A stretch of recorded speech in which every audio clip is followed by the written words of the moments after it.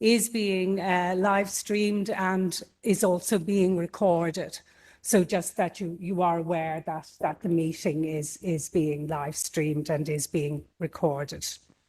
I'm Jackie O'Halloran. I'm really happy to be moderating this panel today. I'm the Human Rights Director here in the Department of Foreign Affairs, and I'm really pleased to welcome our two panellists, Irina Tekuchova, who is from Fight for Ukraine and a PhD researcher in Maynooth University, and Dr. Mary Keogh, who is the Advocacy Director at CBM Global Disability Inclusion. We're also very happy that Dr. Gerard Quinn has recorded a video message for us today. He was sadly unable to be here with us. So just to give you a little bit of an introduction to Ireland's foreign policy in this area, and then we'll move on to hear Dr. Quinn and our panellists. At the core of Ireland's foreign policy is commitment to promote and protect the values, the interests and the economic well-being of Ireland and its people. And this includes a commitment to advance human rights for all, including the rights of persons with disabilities. DFA is committed to ensuring persons with disabilities are fully included across all our work in development programmes, humanitarian action and in foreign policy engagement. And this is in line with Ireland's National Disability Strategy, the UN Convention on the Rights of Persons with Disabilities, the Sustainable Development Goals, and Ireland's Policy for International Development, A Better World. Ireland's a strong advocate for human rights for all and has a proven track record of advancing human rights in its foreign policy. This was evidenced during Ireland's recent term in the UN Security Council. Ireland has a potentially powerful role in breaking down barriers to inclusion, including tackling stigma and discrimination. In June 2021, Ireland hosted a workshop for Security Council members to improve consideration of language on disability rights across all Security Council resolutions. And we are committed to continuing this work now that we're off the Council. And we co-hosted a side event launching the Special Rapporteur's thematic report on enhancing protection of persons with disabilities during military operations in armed conflict at the most recent Third Committee in October 2022.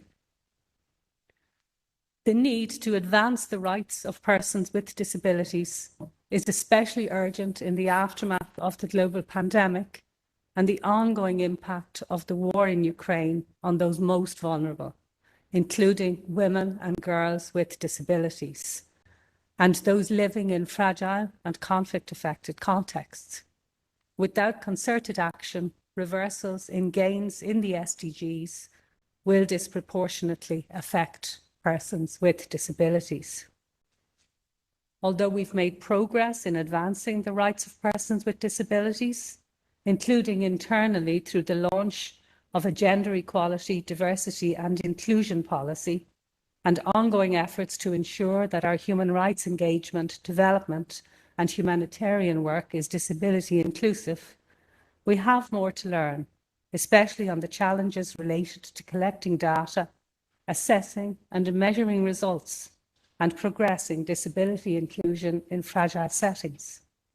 In many of those settings, identifying those with disabilities to support in the advancement of their rights can be challenging, risking their being left behind. So today's event presents us with an opportunity to hear and learn from experts with lived experience in advancing disability rights and inclusion of persons with disability in foreign policy, in international development cooperation, and in humanitarian settings.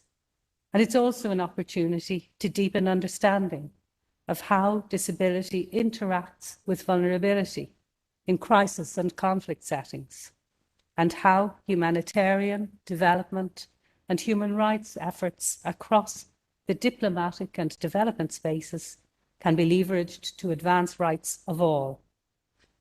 We're also interested to hear more about your work on how we can target our efforts at those who are furthest behind and face multiple forms of discrimination on the grounds of disability and gender, age or ethnicity.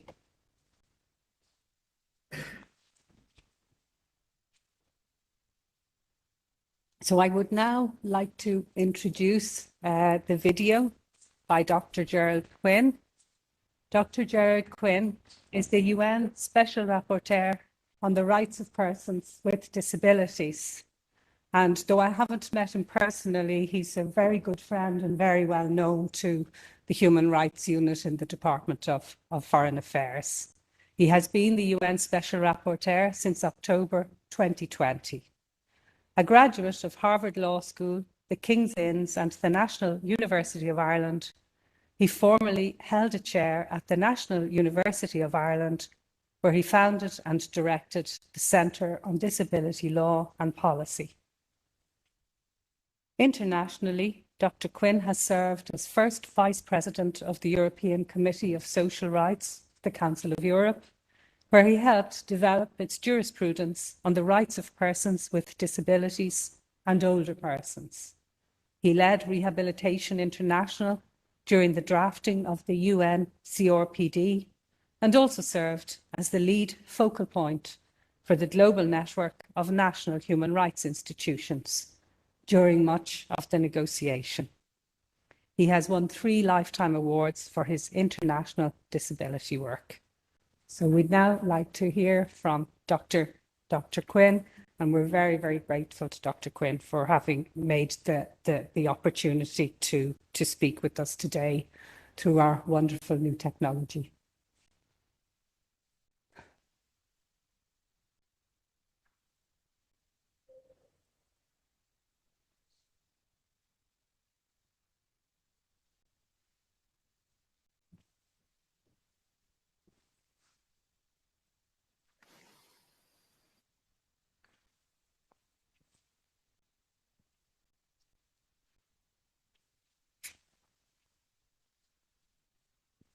Thank you for the high honour of addressing you today. My name is Gerard Quinn, and I'm the UN Special Rapporteur on the rights of persons with disabilities. I very much regret that I cannot be there in person with you, as I have to undergo the first of many eye injections this morning. I'm very grateful for your flexibility in allowing me to make this very short video address. I do so as someone with a long history of involvement in disability affairs here in Ireland and elsewhere around the world. And I do so in my present capacity as UN Special Rapporteur, which is an honour for me, but also for Ireland. At the outset, let me say something that very few people realise. The Department of Foreign Affairs was at the very forefront of international efforts to get a UN treaty on disability adopted. It funded the UN Office of the High Commission study that Tracy Deganer and I conducted in 2001-2002. That study helped trigger the negotiations and helped inform the same. And the Department of Foreign Affairs organised one of the first ever conferences focused on what shape the treaty should take in Kilmainham in 2002. The UN Ad Hoc Committee suggested this to all states, and Ireland was one of the first out of the bloc. May I pay tribute especially to the esteemed former head of the Human Rights Unit at the department, John Rowan, for making all this possible. Probably this native commitment had its wellsprings in some of the early innovations here, like the establishment of the landmark Commission on the Status of Persons with Disabilities in 1992 and the landmark discrimination legislation in 1997. One of the outstanding features of the UN Treaty is that it explicitly includes international cooperation and development assistance in Article 32. Even if it didn't, international affairs would still be within the embrace of the treaty, as it calls for the inclusion of disability in all policies and does not distinguish between domestic and external policy. Allow me just to make 3 basic points today. First of all, the DNA of the treaty has everything to do with visibility, or ending the invisibility of persons with disabilities. Let me draw this out a tiny bit. Persons with disabilities were visible in the past, but only as vulnerable persons who needed protection, almost as objects, and especially as objects of largesse and charity. The main pivot in the new treaty rests on an equal recognition of personhood and a commitment to use the tools of law and public policy to engineer common space for human endeavor. If you want, it's about citizenship for 1 billion persons in the world. So we're not talking about business as usual. We are not talking about putting more money into old ideas. We're talking about a completely new paradigm. Secondly, the range of issues, the range of reckonable issues, is not tied to the old protection or welfare support model. It's bigger and broader than that. One result of the old approach was that disability fell into narrow and hermetically sealed silos: education, humanitarian assistance, welfare support, etc. However, people don't come with narrow, disconnected needs. If we continue to look on disability this way, we miss the many opportunities for change and ignore how disability fits with many contemporary challenges facing the global community. This is exactly why we in the UNSR team focused on artificial intelligence and disability last year, on the benefits as well as the challenges. This is why one of my main thematic focuses is on conflicts and disability. We focused last year on nuancing the 4th Geneva Convention on Civilian Protection in times of war to meet the requirements of the UN Disability Treaty with the active collaboration of the ICRC. This is why this year I intend focusing on peace building and disability, where there is significant untapped potential of people with disabilities in rebuilding broken societies. We know that vividly from Northern Ireland. Our future projects on using the SDGs to break the cycle of extreme poverty and disability, on climate change and disability, as well as on specific neglected groups like Indigenous persons and refugees with disabilities, shows that the range of your ambitions need not be tied to the past, but can be tethered to the common challenges facing all of humanity. The world is changing, and we have an opportunity to make sure that 1 billion persons are not left behind as we adjust. Third of all, what can Ireland do or do better?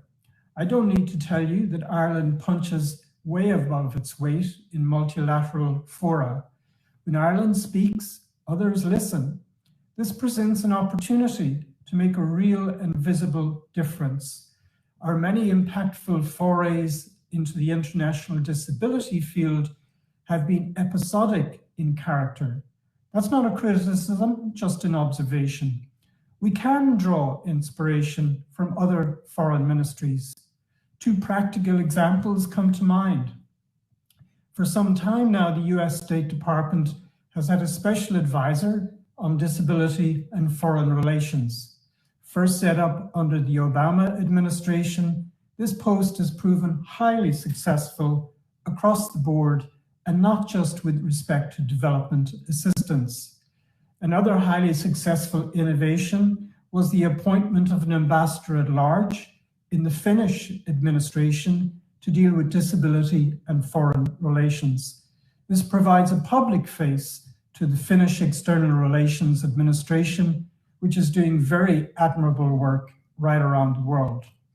I'm not an expert on how the department functions, but I would suggest some attention might be paid to have some central reference point to identify issues at all levels in which we can make a real difference, to prioritize, and to help operationalize. This has certainly worked elsewhere in the world. In conclusion, many opportunities exist for Ireland to showcase its rapid development on disability issues from the early days of the 1990s to today. We are by no means perfect, but the arc of change is still quite impressive when you look at it from a global perspective. More importantly, we can add our voice to those calling for enhanced visibility for disability in important debates that will shape our common future, like climate change, armed conflicts and peace building, and ending extreme poverty. These issues arise at the very highest level, including the UN Security Council, right down to bilateral relations, dialogue, and development assistance. There may be even some issues on which we can take a lead. One last point, the trick to inclusive development assistance in the future will be the adoption of a country-specific theory of change, exploring what multiplier factors are at play that can magnify and sustain assistance so that people with disabilities can take charge of their own lives and make a meaningful contribution in their own societies. Again, I'm extremely sorry I cannot be with you. I know your dialogue will be rich and action-orientated, and I very much look forward to hearing about your deliberations. Thank you so much.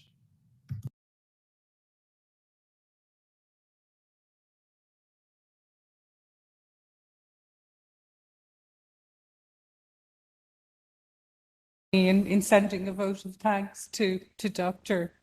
Quinn for that really excellent introduction to our meeting today, and I think he's already raised some very interesting ideas and suggestions for our discussion later. But I'd like now to move to our second panelist today. And I'd like you all to welcome Irina Tekuchova from Fight for Ukraine. And Irina is also a PhD researcher in Maynooth University. Irina was the coordinator of Ukraine's national anti-discrimination campaign in 2015 to 2018. Through her work with the Ukrainian NGO Fight for Right, she was involved in the humanitarian evacuation of persons with disabilities from Ukraine in 2022. She is a PhD researcher in the Department of Law at Maynooth University and a member of the OSCE's ODIHR advisory panel on the political participation of persons with disabilities. So Irina, we're looking forward very much to hearing you now. Thank you. The floor is yours. Thank you for the introduction and for having me here.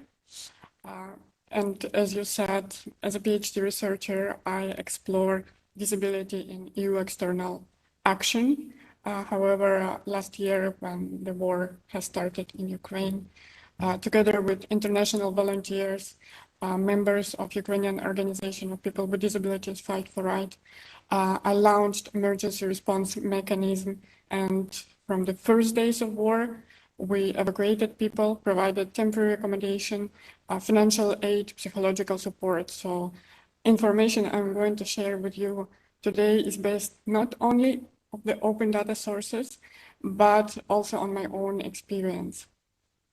And as of January 2023, almost 8 million people left the country. 6 million people were and are internally displaced. According to the Ombudsman Office, 30% of internally displaced people are elderly and people with disabilities. Around 27,000 people got disability only last year due to the war in Ukraine. And this number is not accurate because it doesn't include people who are now, those hundreds, which are now in the process of rehabilitation and which have not yet registered as people with disabilities. Unfortunately, this number increases every day, and the situation will not get better. It would get basically only worse. Just to compare to previous years, the annual increase of people with disabilities in Ukraine was around 1,000, 3,000 people.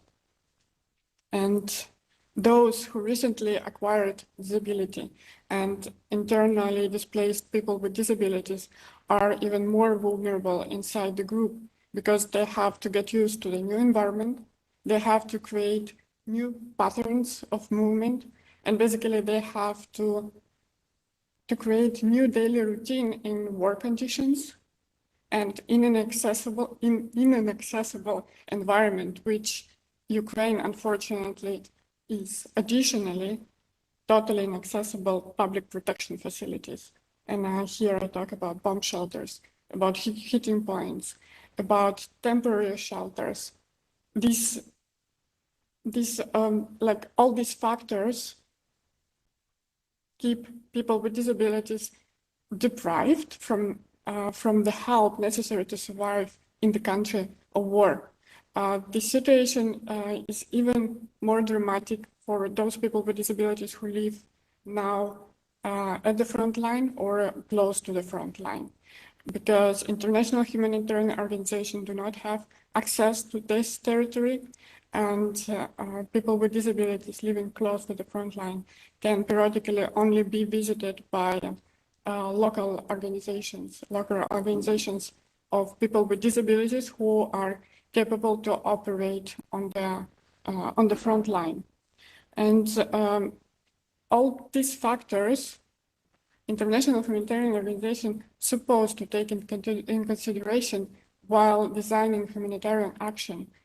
But the reality, unfortunately, is different, because we do not see any significant improvement of emergency response mechanism for people with disabilities in Ukraine a year after the war has started.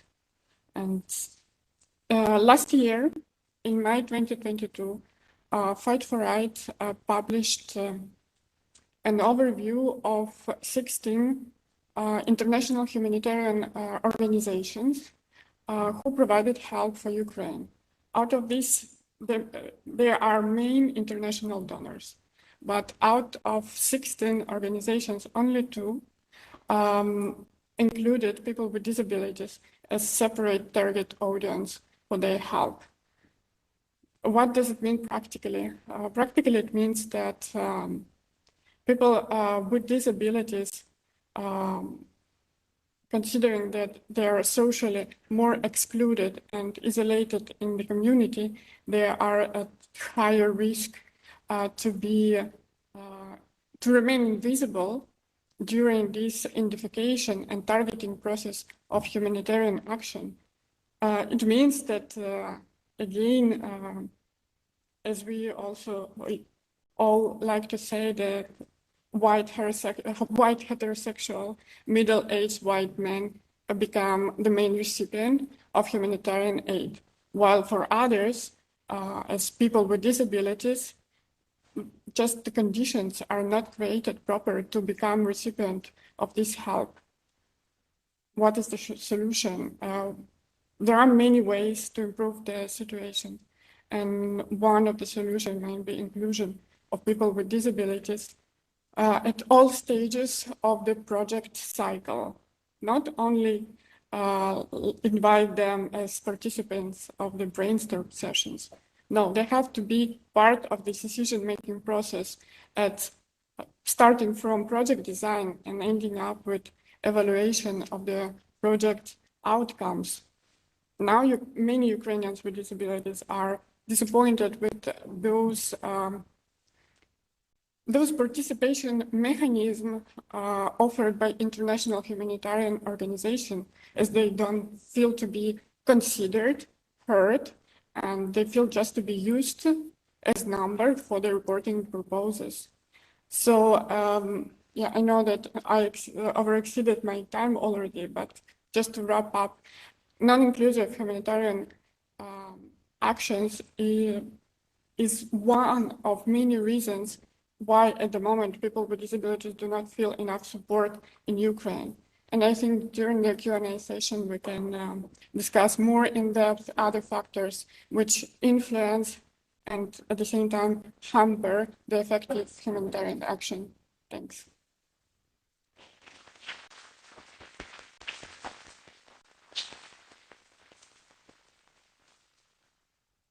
Thank you. Thank you so very much, Irina, for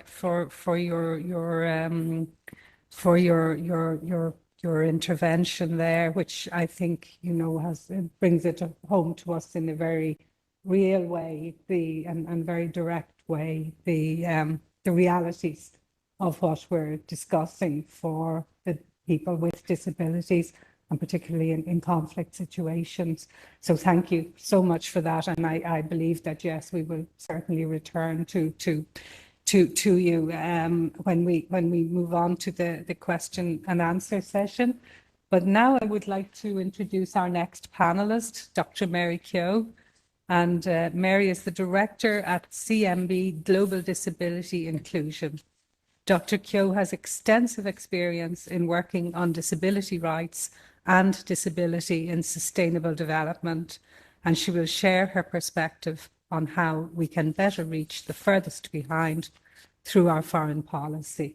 Dr. Keogh, Mary, the floor is yours. Thanks, Jackie, and hello to everybody. I'm very pleased to be here.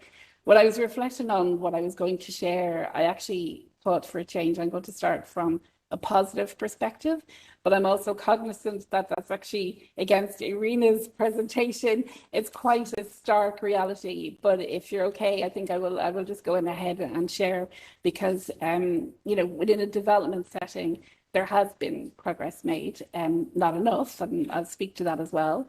But I just find it really kind of strange to say this now after listening to Irina's really very stark presentation of the humanitarian situation. So I suppose just at the outset, I was one of the lucky PhD students to study under Gerard Quinn when he set up the Centre for Disability Law and Policy back in the day. So my PhD is quite old. It was looking at donor agencies and how they mainstream disability. And at that time, it was still very early stages, and you know, the inclusion argument was still being made. And I think in some senses we can say now that the inclusion argument has been understood on a surface level, but really how it gets implemented is where it falls down, basically. And I think Irina has highlighted that from the humanitarian perspective really well. So just in terms of progress, I think, you know, the SDGs and the CRPD did create a momentum among multilateral agencies, bilateral agencies, other donors around really thinking to include persons with disabilities in development assistance. And Article 32 of the CRPD drives that policy piece. And also the UN itself taking on the launching of the UN Disability Strategy, which really kind of creates momentum among all of the family of the UN agencies to look at really starting to think about how disability has been included. So I think, you know, this is where the incremental progress has been made. And slowly but surely, you know, this progress will continue. But we're in, I suppose, a reality now where when we talk about, I think Gerard said there about no longer business as usual. We're in a world that has dramatically changed in the last decade. We're looking at, you know, obviously geopolitical, we're looking at climate crisis, overlapping crises. So when I tend to talk about development now, I kind of find it hard to separate it out from the humanitarian side, because in many senses, it's actually really interlinking. So I just wanted to share, I suppose, just a few pieces, particularly from a disability perspective, where there has been gaps and there needs to be, particularly from a foreign policy perspective, and as we lead around certain areas, whether it's the Security Council or our climate work, that we really need to think through. So I think one of our speakers spoke about the pandemic, and that, I mean, we know the pandemic has had such a profound effect on many of the countries that we work with within CBN Global. And we know in terms of the resilience of some countries to respond better than others. But within the pandemic, we saw even newer barriers emerge for persons with disabilities. So the old traditional barriers that we know around accessibility, you know, isolation, stigma, but the newer ones in terms of, access to digital information or access to actually even homeworking in terms of the digital divide. So that was a really critical piece that we saw in research that we did with OPDs, and also kind of looking at the lack of access for persons with disabilities to social protection. And this, Gerard spoke to the siloing, so disability seem quite different in the overall social protection piece where it does not get included. So this is, I suppose, some of the gaps that the pandemic showed up. In terms of, you think of the other crisis currently at the moment, with the climate change, and like climate crisis is, I don't need to speak to that because I think we all know it quite well.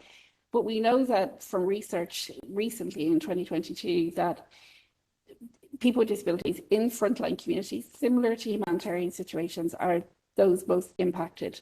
Research we did in 2 climate vulnerable countries, Bangladesh and Madagascar, 2 of our programme countries, really highlighted the impact it was having on persons with disabilities' livelihoods, security, and then also displacement in terms of having to move from their own homes and their own security.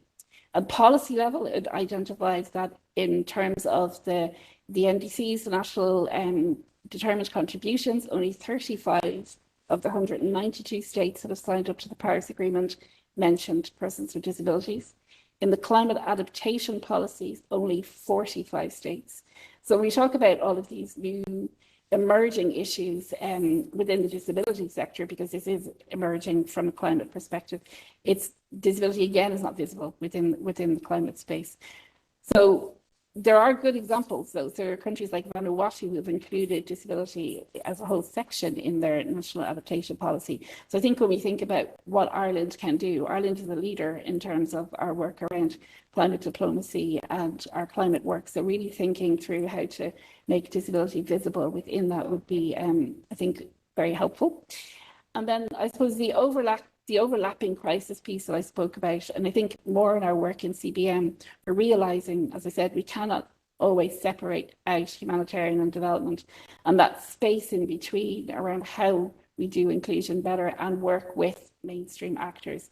I think the expectation that, the disability community also needs to be able to do everything is totally unrealistic. So really need to look at how mainstream organisations work in partnership with OPDs like Fight for Right and other organisations that are very localised and have the local knowledge.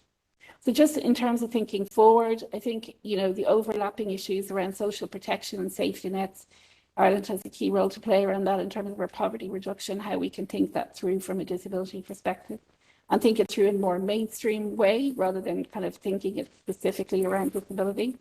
And also the structural reform that comes through the policy changes that will happen. So the green transition, all of these very big structural changes that will come, hopefully, over the coming years, depending on all of the political will, but making sure that that also is inclusive and persons with disabilities are visible within that. So I might leave it there. I hope that didn't go over too much. Thank you.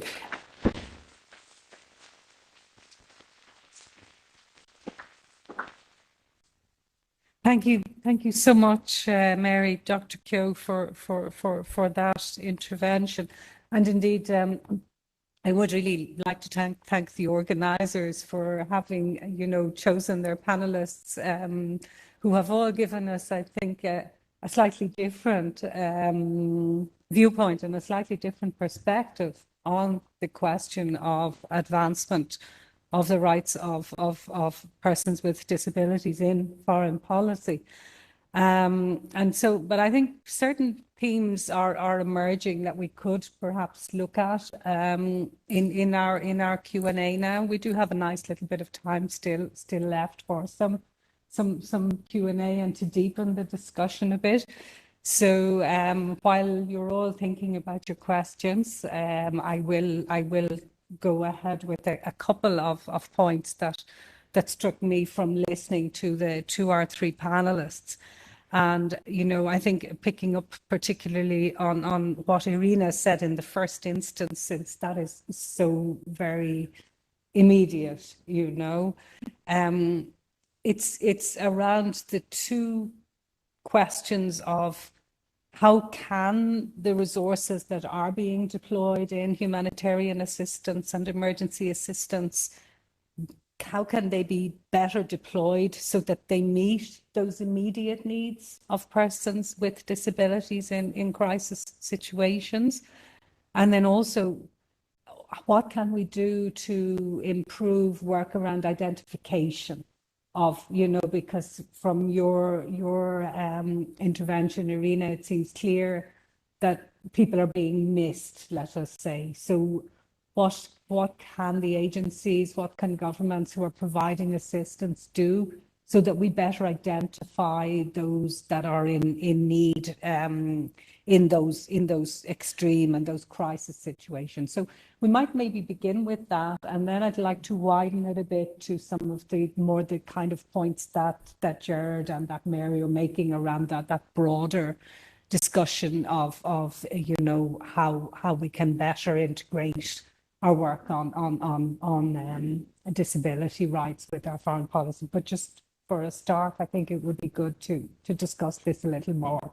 Yeah, thank you for the question. And it seems that today I will be the bad policeman because I don't have any positive numbers for you. I will leave it to me. I'll try not to be too optimistic. Honestly, I believe that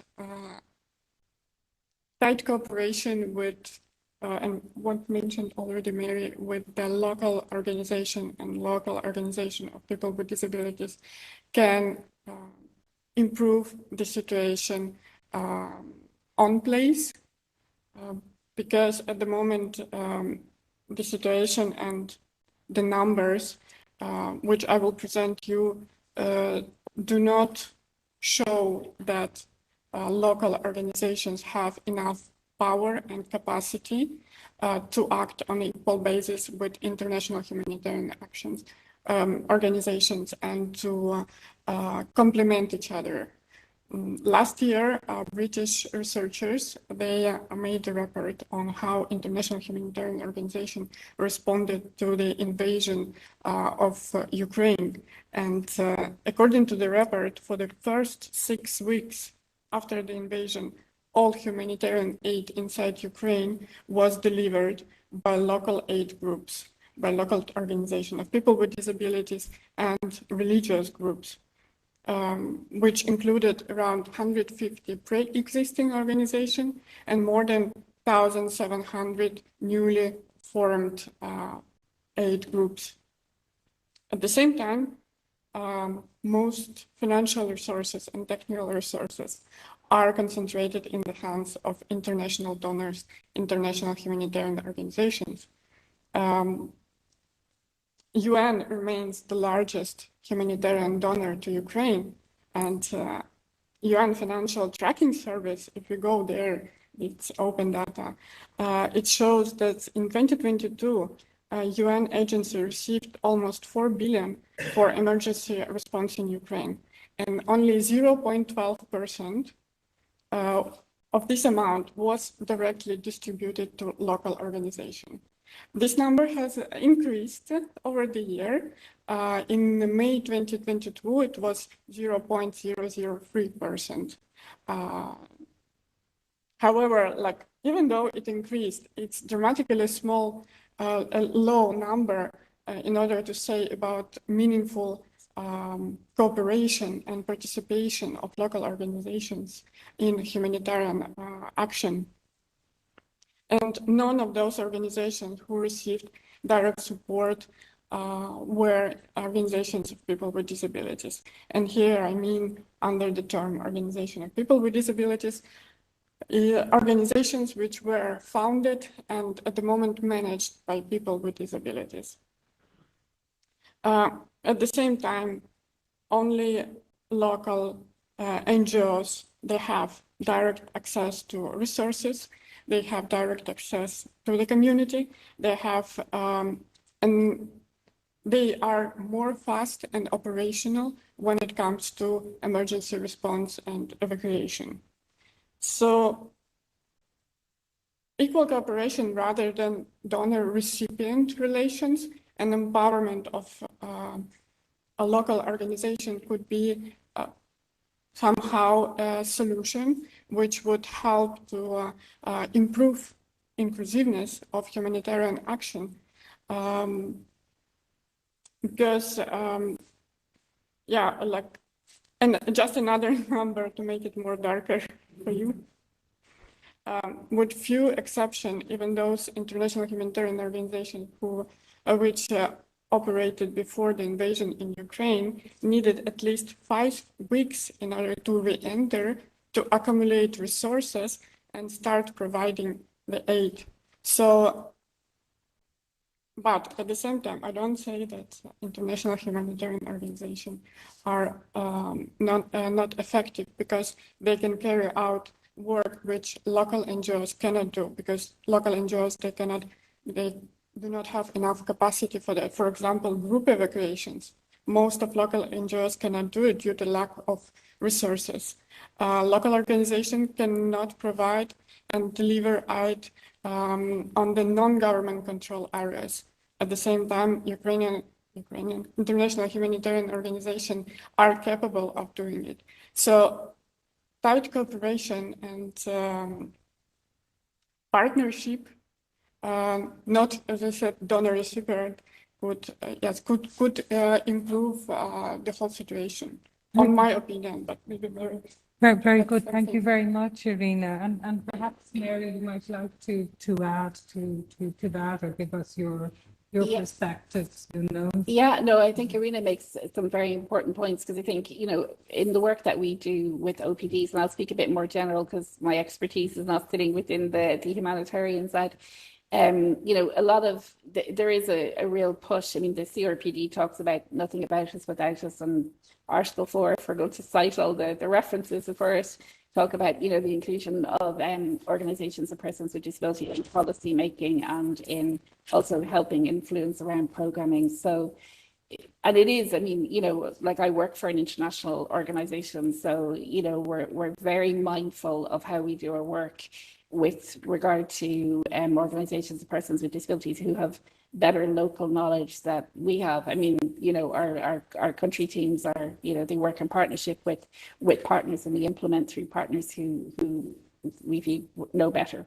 So I think that's the piece. But there's also how that's supporting other piece can come in around kind of some technical support or other resources that we can bring that can help enable around inclusion. And I'm speaking more around our kind of inclusive development work at community level.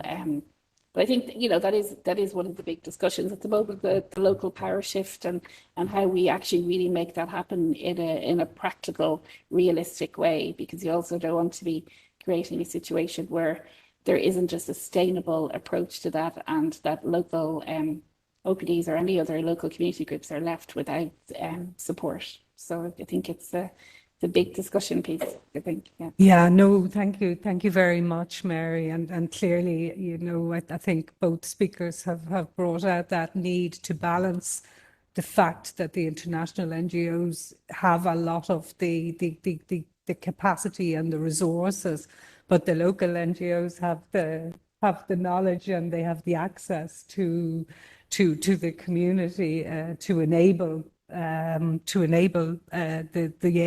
assistance or whatever is needed to be delivered. So clearly that's a really important nexus, and thank you both for the responses to the question. I'm just keeping a little bit of an eye on the time. We're still okay for some questions. So I would like to open up to the floor now, just to see if people have comments or observations, or I see a few hands are up. So I have Tom first, and then Tom. Thank you both very much for a very provocative and really interesting presentation. And I suppose it is mind-boggling to think of the challenges, I suppose, being faced in the Ukraine with kind of so many people with newly acquired disability, and just all the resources required for rehabilitation, what that really means for society. So I suppose just kind of a word of solidarity on what's been faced, and maybe looking then, Dr. Keogh, at the opportunity around it. You know, the way in many cases and COVID was seen as a reset, yeah? And then I suppose COVID was seen as a reset in about how we approach things and how we do things differently. And I was just wondering, kind of, let's say, where you're sitting and the work that you were doing, the kind of examples come up of perhaps, you know, gains and new ways of doing work, etc., that we need to be mindful to kind of, I suppose, embed those gains to support participation. Yeah, I mean, like, you know, I can share from even from a personal perspective of the home working when that works is obviously very good for people with disabilities who are not able to maybe commute into work or into office space, and that's speaking more in an Irish context. But even in the communities that we work in, you know, that whole piece around moving to a more digitalized world and having that access piece is really critical. I think there are gaps though, so and also that aligns with you know, the thinking around climate as well. If we're looking at that kind of low carbon piece that we're going to work in our communities, being set up to do that. So I think the pandemic kind of created that because we had no choice but to be in our communities and work in our homes at the time when it was at its most serious. So I think there's some of the points that we can look at and see how that, you know, can manifest itself within the communities. But I think there's still fundamental challenges around accessibility. We know that during the pandemic, you know, you would think persons with disabilities would have been the most protected. We know in some places where we were working, they were the least protected. And also, you know, the reset that's happened, we're slowly but surely going back to the way we were before, I think. Even in terms of how we work as an INGO, everything was online and meetings face-to-face did not happen. And now that's changed back again. So I think let's maybe take the things from the pandemic that worked well, and the whole piece around how you can support inclusion through different ways and innovations. And I still think there's a lot of kind of outworking of what that means, but there are positive sides that have created a reset. But it's set against a background of many disabled people lost their lives during the pandemic, and the discrimination was faced because basically their lives were valued less when it came to the triage situation. So yeah, so I think the reset fine, but it created a huge spotlight on where we thought lots of gains were made in equality, but when it came to it, that was not the case. In some countries have reported there was increased deaths around the time of the COVID pandemic. Yeah. Sorry that we went off on a tangent there, but yeah. Thank you very much, Mary. And we have another question here. No, my thanks also. This is really, really interesting. I had a question around resolution 2475 from the Security Council, which I think is nearly 4 years old now. And I'd be curious about, you know, your sense of what impact that's having, if any. And I gather from your comments that there's still some way to go in terms of implementation. But do you sense that UN agencies and humanitarian actors are aware of it? And do they make reference to it? Is it useful for yourselves in terms of advocacy? So anything you could say on that would be awesome. Do you have anything to add? So in terms of the resolution 2475, I think Jackie spoke there at the beginning around the Security Council work that happened when Ireland was in the Security Council. And really a big thank you to all of the colleagues who championed that, and also the different side events that happened. It created a real visibility of it. Our connection in around 2475 would be through with our partners, the International Disability Alliance, who've done quite a lot of work with different governments on that. And they have seen, I think there was feedback about the changes that happened during Ireland's tenureship of the Security Council, and there was actually real improvements around some of the language used. So it seems to me there's a lot of still awareness raising around that resolution, and also, you know, the support around making it happen. So, I mean, if you're thinking of something practical around that, it would be really trying to work out how to fund some work of some of the organisations that are at the front lines in terms of being able to bring people in to share their experiences and their testimonies, because that seems to be what really works within those kind of closed meeting settings as well. So, yeah, I don't know if you read it from Ukraine's perspective. Thank you very much. And I just wondered if we might have time for one more question from the floor, perhaps? No, it seems that there aren't any. So I think then it would fall to me then to conclude our meeting today. I think I would like also to thank all of you who have come today to this meeting of the JEDI Disability and Inclusion group, because these are volunteer groups within the department, and people give a lot of their time and their energy and their commitment to make these events happen. So it's very reassuring to see such interest in the topic and in this really important subject matter for our foreign policy. I would like to conclude using a little bit of my own experience, which I think might give people also some hope and be a positive way to conclude.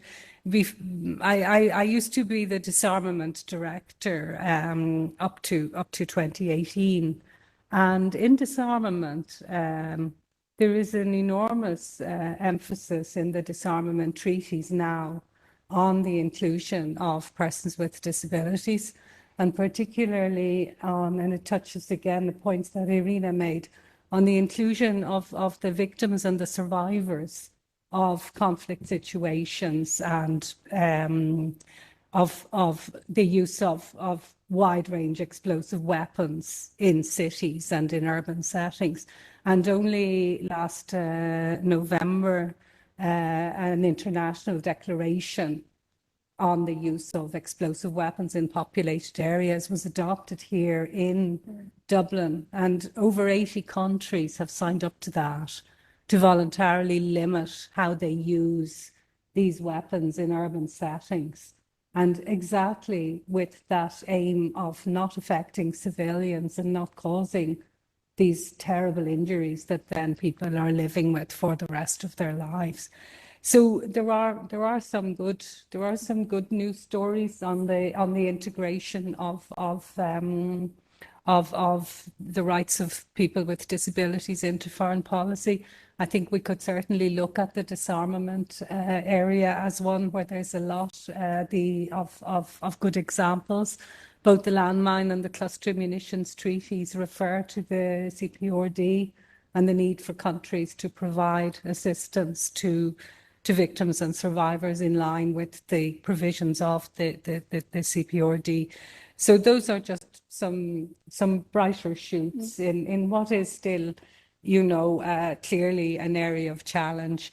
I think we've covered very well the areas of challenge. I think Irina's testimony particularly does give us a lot of pause for thought and helps us to maybe think about how we channel our efforts so that we can do better in these situations.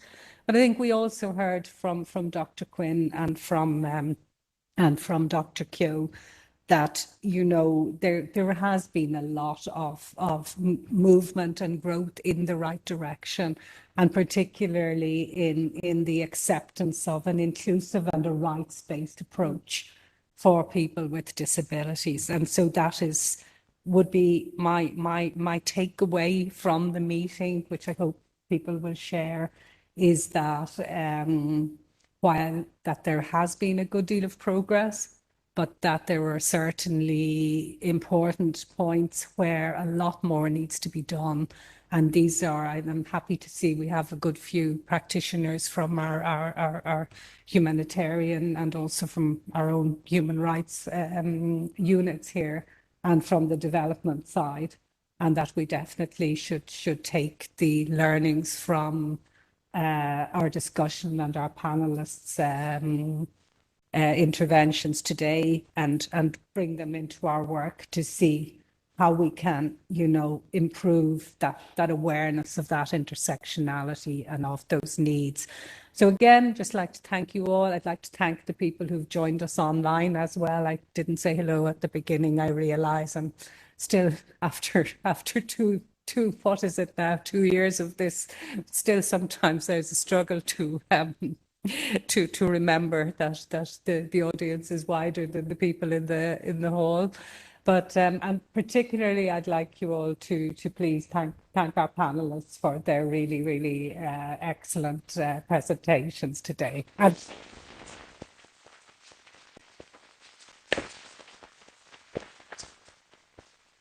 And not least to the GEDI, to the Social Inclusion and Disability Working Group for bringing us all here today. Thank you.